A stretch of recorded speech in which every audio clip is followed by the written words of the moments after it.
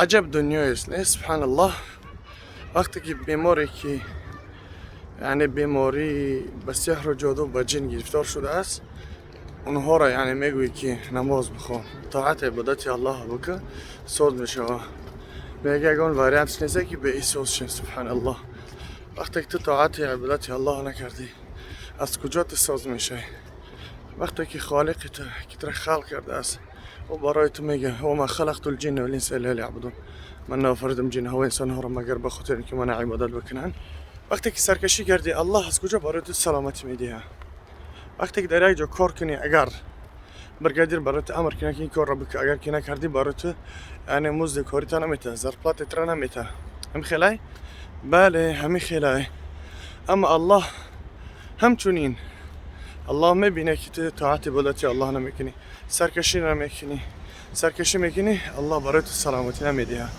از همون خاطر برادران عزیز، وقتی که شما را میگن نماز بخونین، طاعت عبادت الله بکنین، ولی هم در رنگ نمودش معلومه که در حیاتش نماز خوندگی نیسته.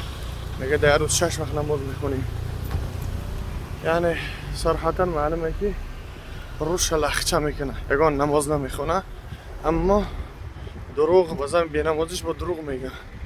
الله سبحانه و تعالی همه ما شما را نگهبان باشه.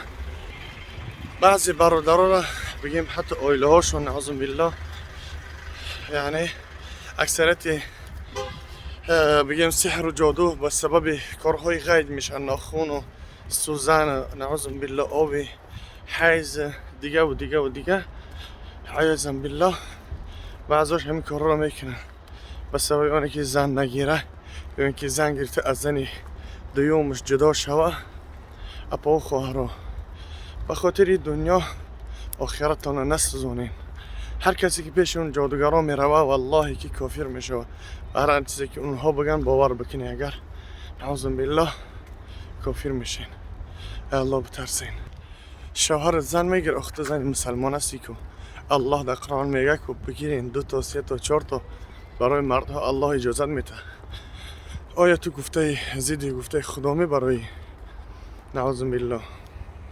خواهر مسلمان، اپای مسلمان، باید شما شوهرایتان زن بتین، بلکه شوهر جان الله برای شما اجازت داده است که در قرآن کریم یاد میکنن در سوره نیسا در 4 آیت که شما در نکاحتان بدرین 2 تا 3 تا 4 تا. یعنی ما چطور گفتی گپا زیدی گفته خدا و رسول خدا می براییم. سبحان الله. به خاطر گپی مردم، اکثریت مردم ما گپی مردم گوش میکنن. از سبب چه؟ از سبب که به سوادی، سواد که نیست که یعنی او در زندگی تو چی کار میکنه. اگر که شوهرت سر بتا آیا او میبرد در خونش جد میکنه؟ نه والله سر داد میگه از چه زنی، یک زنی این دستوین یکی شوهرش سرش داد. و اون خاطر خدا نگهبان باشه، از طاعت عبادت الله دور نشین. فی امان الله. السلام علیکم.